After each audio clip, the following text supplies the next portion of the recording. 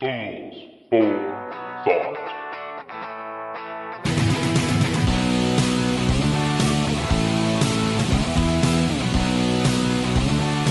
Hello once again, everybody, and welcome to show number 9 of Fools for Thought, the podcast that takes a look at everyday topics with just a bit of humor and sarcasm. Today, we are taking a look at politics and our government. Alex is in Philadelphia, so what better way to recognize his presence there in one of our founding cities than to talk a little bit about government and what's going on with politics today. Alex, how are you doing, buddy? I'm doing pretty good, especially after yesterday's snowstorm in Philadelphia. Today it's quite sunny and nice, so doing much better than yesterday. God forbid you get sick and have to go into a hospital and see a doctor that might not take Obamacare, right? Well, in today's Wall Street Journal, March 21st, they actually do have a piece on here, which I thought was kind of interesting. I mean, whether you're for the law or against the law, it's titled Uninsured Choose Penalty Pass-Up Enrollment Offer. It's written by Stephanie Armour. And in it goes into outlay that a lot of people who are in the poor regions, and this is from H&R Block and from Hewitt-Jackson, so these two companies that do people's taxes, there's a law that if you don't have insurance, inside of Obamacare, you get penalized. You have to pay a fee, usually 1% of your income. Then every year it's going to rise by 1% until it tops out like 5 or 6% of your income. And this year they were doing people's taxes, and when they were informed that they had to pay a penalty, of the uninsured, only 41% of them were unaware that they had to pay a penalty. So a majority of people were aware that they had to pay a penalty. Of people who weren't aware, only 12% when they were informed. So out of that 41%, only 12% chose to pay then to get insurance rather than pay the penalty. So that means 88% of people who didn't know that they were going to pay a penalty chose to pay the penalty rather than getting insurance. And it quotes this one guy by the name of Richard Gonzalez, who's 59 years old, Florida, who found out that he was going to pay a $250 penalty for going without insurance.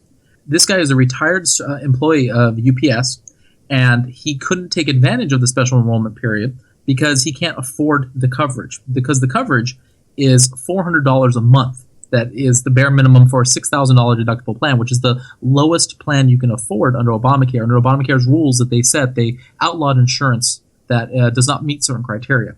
So he cannot afford it anymore. And he says he doesn't spend $400 a month in healthcare services right now, and at the end of the year, he basically, he just doesn't have $10,000 a year to spend. So he's going to opt to pay this penalty. And so both Hewitt-Jackson and H&R Block are saying that, most people are just opting to pay the penalty of those who are still uninsured. And there's some interesting notions the writer makes in the article. One is that, a lot of people would like the insurance, but they don't qualify for all the benefits. So all the Medicare tax subsidies, they're not poor enough to qualify for those. So they still have to pay on the insurance market, and it's too expensive for them. So there's a gap that exists right there. And of it, only 11.8 million Americans have signed on to Obamacare, have signed into the ACA on the health exchange market, of which most of whom are older, they are not young, and who already had insurance through other means. Now they get a subsidized insurance, so they're taking advantage of further tax credits in order to be on the system.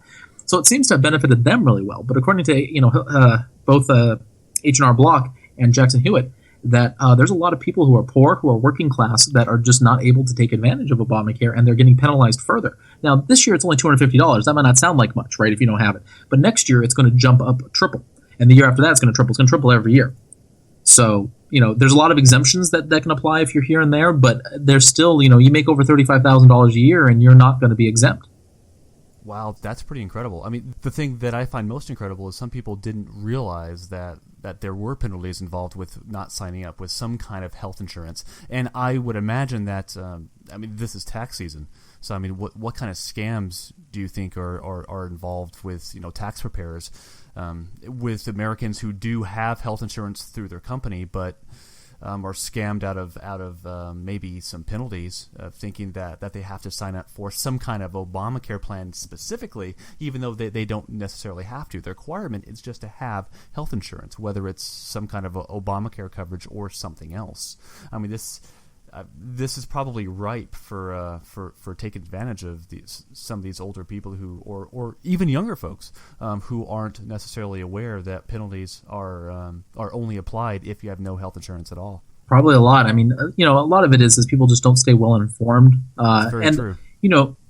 In reality, it is their fault for not being informed of the law, but at the same time, it's never billed to them as you have to pay a penalty. It's always billed to them that you're going to get free health insurance. So that's really what, how the ACA is sold to people. They're going to make health insurance cheaper for you or better for you, and that's not always necessarily the case. Now, in some cases it is, but in a lot of cases, it's people get the same insurance whether they had it on the Obamacare exchange or not. And really calling it Obamacare is a terrible euphemism for it because really, let's call it by its name, the Affordable Care Act. So when people see it's not affordable, they understand that, hey, this is definitely a swindle that you've been given, for you. Now, other people might find it more affordable, and that's fine. But, calling it Obamacare implies that this is a universal healthcare system that's a single-payer system that's so great and glorious we all pay into it, when in reality it's mandated healthcare that was originally founded under the Heritage Foundation, a Republican think tank, a very right-wing think tank that this idea originally came out, and was the cornerstone of Bush's 2007 attempt to get universal healthcare. It was just picked up by Obama later on, and ironically the insurance companies somehow changed their money when they were donating. This is on OpenSecrets.org. You can look at it from the Republicans to the Democrats starting in 2008. Strange how that worked, right? One party lost power, one party gained power, and suddenly the money changed. Sure, yep. So you can guarantee that this health insurance plan is actually very beneficial. Otherwise, why would you pay a penalty? Why would you tell people that are poor that they're going to get hit with a penalty if they don't sign on to Obamacare? People go, well, so it encourages them to do that. But are you telling me that the best way to get people who are unfortunate, who are down on their luck, is to kick them? Do you tell people who are homeless, you go there and you charge them rent for living on the street? I mean, what type of extortion racket is this at a certain point? Yeah, you can go, well, it's not fair if they have to go to the hospital and they're on, but that's a completely specious argument. That's you're really implying at that stage that there's a certain section of society that will not do what's in their own best interests unless you hit them with a cattle prod. And what's worse is that if they are doing it in their own best interest and this is not good for them, you're effectively hurting their lifestyle, hurting who they are, because you believe you know better than they do for what they need. So what do you do, Alex? Let's say you're 25 years old and you're in good health. Maybe you make $40,000 a year. Is the Obamacare penalty worth it to you to avoid health insurance? Yes, you are paying a penalty, but certainly you would pay more for health insurance if you were to buy it on your own. So what would you do? What do you do in that situation to determine what's the best course of action here? The real evil thing that is actually going on is what I would have done prior to Obamacare is to take out what they called a high-risk insurance. So it would have like a $10,000 deductible, and I wouldn't get like regular doctor's checkups or anything like that. But in the event that I was in a horrific accident where I lost a limb or something really bad was happened or I had to be hospitalized or I had a serious illness or cancer, after $10,000, the insurance would kick in and cover it 100%. So the first $10,000, I would make a payment plan with the hospital, and I would pay them according to like a 5-year 0% interest payment plan, which a lot of people did. And I would be covered. In case of catastrophic event, I'm a healthy young adult. I'm not going to go there for regular, I'm just healthy. If there was something really bad, I'd pay that. And I pay about $80 to $120 a month, which would be very affordable and very reasonable, less than $1,000 a year basically, to ensure that if something did happen to me that was terrible, I would actually live through it and I wouldn't be forever put into debt. It wouldn't destroy me financially. A lot of people have these plans. They're now illegal under Obamacare. That's what a lot of people don't understand, too. They call that junk insurance, that it wasn't good enough insurance. So the current law only allows for a $6,000 maximum deductible, which dramatically raises the rates of most people's health insurance. And they have to either opt under these special Medicare credits in order to drive the price down to what it used to be. But here's the kicker. If you're a 25-year-old male adult, or even female, single, and you make $35,000, you make too much. You aren't near the poverty line in order to qualify for all these Medicare benefits. So your option is either paying $400 or $350 a month in medical insurance, perhaps $250 if you happen to be very healthy and under 25, or you can pay at the end of the year a $250 penalty. The problem isn't that it's a smarter choice to pay the penalty. What the problem is now that there's a large percentage of the population that is uninsured, that will never get insurance because their method of insurance for catastrophic events is now too high of a burden. And people will often, and liberals will really push this line that, well, if they got health insurance and they went their weekly checkups, they are not going to, see the negative health effects. It's cheaper long run. But that's bumpkiss, and we know it is. We know it's been bumpkiss for years because healthy people don't go to the doctor regularly. Young people don't. I mean, you can look at the people with insurance do not go to the doctor even regularly when they have insurance. Yes, that's very true. I mean, I certainly don't go to the doctor nearly as much as I probably should. Also, it's a specious argument to even suggest that because it's saying that people that are young are too stupid to get catastrophic insurance. And number two, that they're too dumb to go get regular checkups, and health insurance would let them do that. So if they had better health insurance, they'd go get more regular checkups. Now, number one, minute clinics around the nation, which is also known as your urgent cares, their rates have shot up through the roof in the last 10 years. And why? Because when somebody's sick, they go there rather than the doctor's office because it's way cheaper. So they're getting their checkups there is what actually that they're getting them. They're actually going around insurance, and they're getting them where it's affordable, where it costs them maybe $80 a visit at the most, compared to going to a doctor would cost you $300. That's very clever. That's very clever. Yep. So what you're seeing now is that their people are being taxed for basically they lose their catastrophic insurance, so they lose their safety net. Now they're getting hit with a penalty, and they're still going to these minute clinics and still paying the same amount. There. So essentially, they've lost this entire thing. You're going to have a generation of Americans who are going to be involved in serious accidents and other things, and they'll go bankrupt because of this. The worst part is that we complained that the health system was getting strangled financially because all these people that were uninsured were getting health care. Well, the same thing's still going to happen. You aren't going to reduce it very much. So this really doesn't solve that problem too much. The other thing it doesn't solve, and most people don't realize, is that the young don't buy health insurance in large amounts, nor do they buy premium. It's the older people. If you never could use healthcare, if you could go through your whole life and suddenly just drop dead, perfectly healthy to dead, you would never need health insurance and it would work. But everybody needs health insurance. Everybody's going to get something seriously wrong with them by the time they're 70. Everybody's going to need special medications. Everyone's going to, and so you stack this on the system higher and higher, and then you start to exclude the lower and lower people from getting it. You talked about Medicare earlier, and I mean some facts from the Heritage Foundation. I mean, Obamacare, the law cuts an estimated $716 billion from Medicare over 10 years. But the problem is these savings are not set aside to preserve Medicare or strengthen it. Those funds are simply applied towards the new healthcare law, towards what essentially amounts to Obamacare. And nearly 1/3 of all seniors take advantage or rely at least on Medicare. What is this doing to our older population? I mean, that's a question that I don't think we necessarily have an answer to yet, but is certainly an important one. Let's take a look at some tax penalty stats here from Intuit.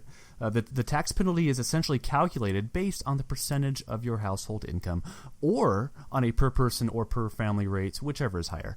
So in 2014, so the tax year that we are filing for here in April, it's either 1% of your household income or $95 per uninsured adult, and $47.5 per uninsured child, up to $285 a family. But as Alex, you just said, in 2015, that amount actually increases. It increases to 2% of your household income. So instead of 1, it's up to 2. Or $325 per uninsured adult and $162.50 for an uninsured child. So it goes up from $95 last year to $325 for every single uninsured person this year.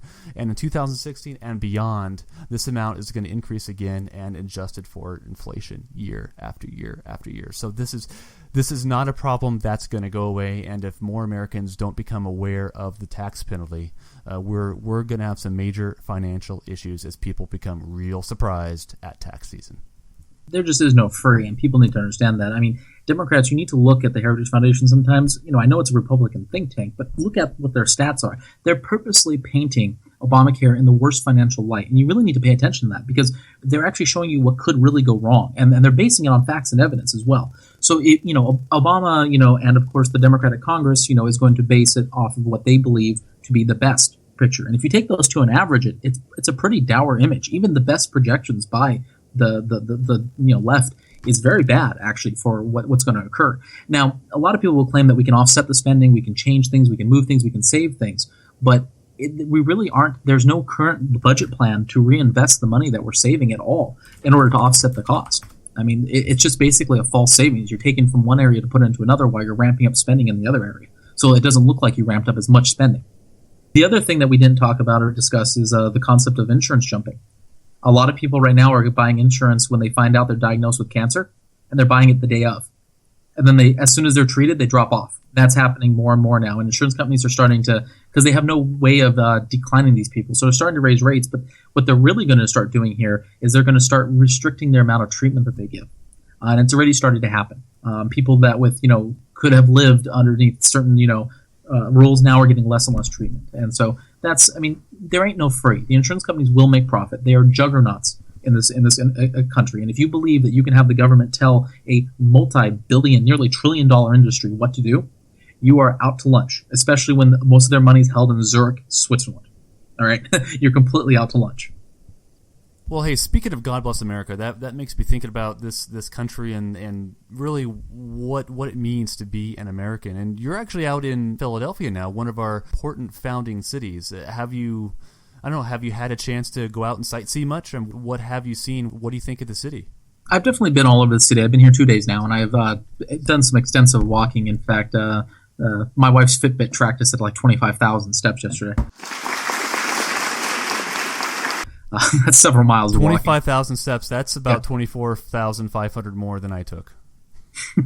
Well, so we did the Independence Hall, and we did visited Ben Franklin's tomb, but we went to the Liberty Bell. Now, most people, when you were growing up, we saw the Liberty Bell in our textbooks. I mean, if you're not from Philadelphia, you had a textbook, and you'd open the textbook, and it would talk about the Liberty Bell, and it would show you like the drawing from back in the day, and then it would show you the current one, which is like sitting in a field of grass with like a big bulletproof glass and concrete structure with guards all around it.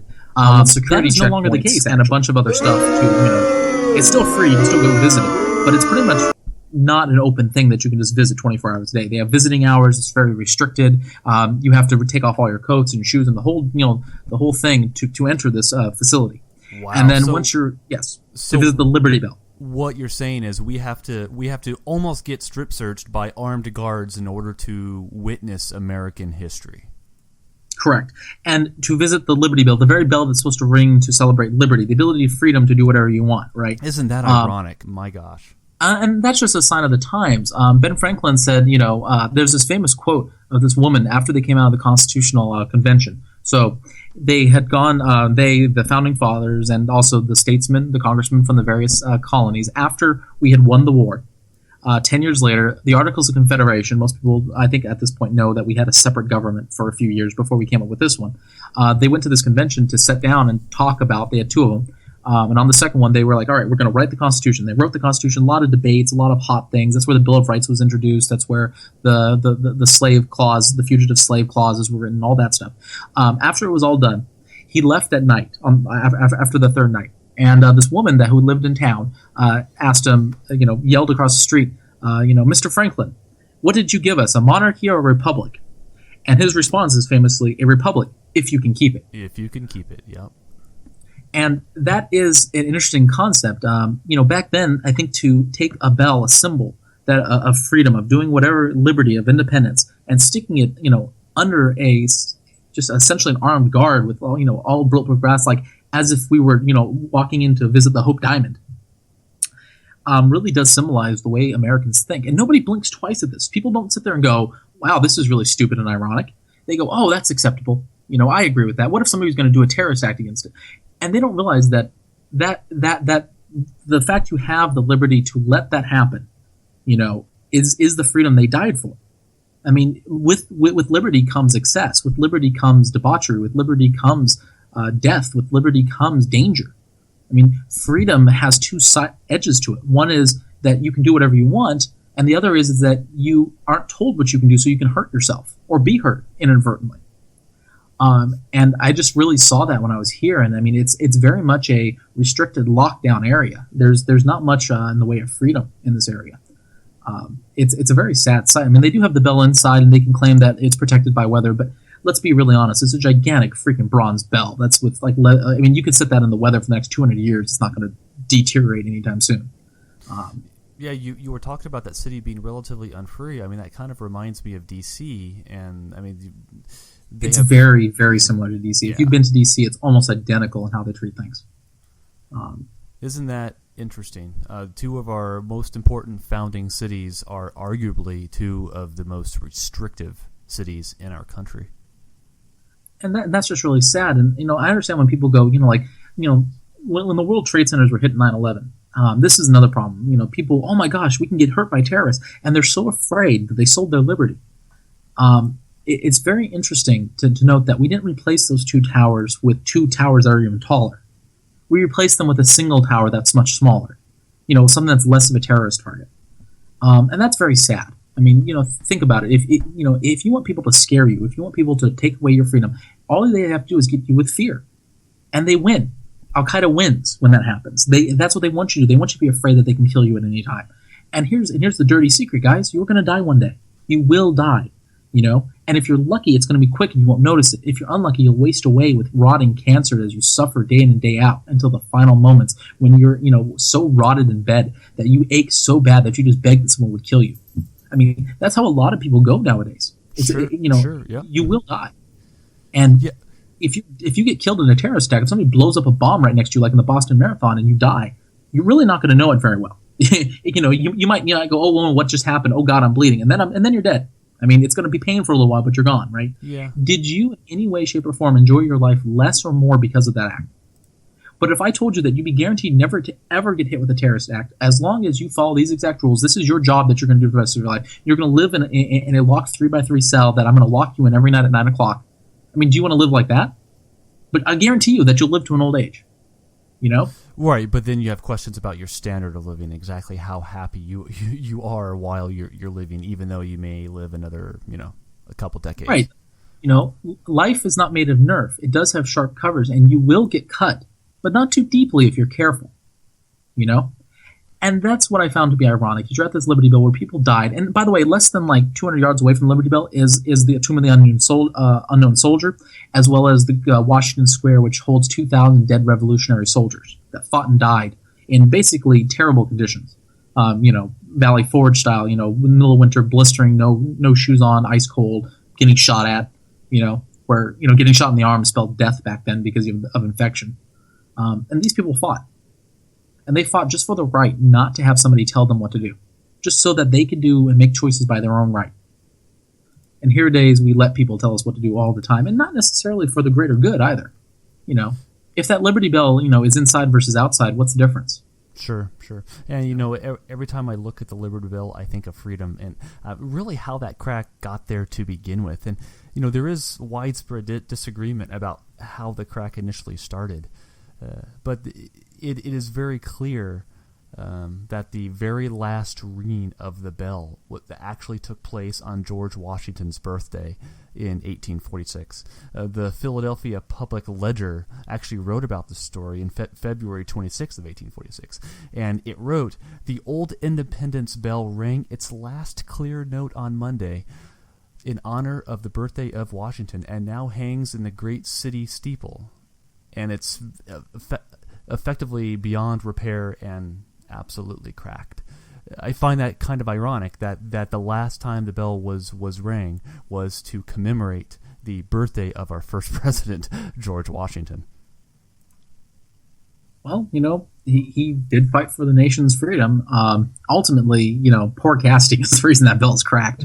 But well, sure. Well, it's a very large bell, and to be fair, it's very hard to make a very large bell like that last a long time. But yeah, it was due to poor casting. That's really why the bell is so fragile, and it didn't ring a lot. I mean, people are aware that it only rung a few times in history. And there's obvious, when you actually look at the bell up close, you can tell they tried to repair this thing several times. It just didn't take. Yes, they did. Mm-hmm. Now it's bolted and it doesn't ring, of course, but it's just, you know, it's kind of sad to see that. And especially when you're sitting across from Independence Hall, where they did write the Constitution, where they wrote the Declaration of Independence, they signed the Declaration of Independence, they signed our Constitution. I mean, it all happened in this one area, right? And, you know, just to note that, you know, you're walking around armed guards everywhere.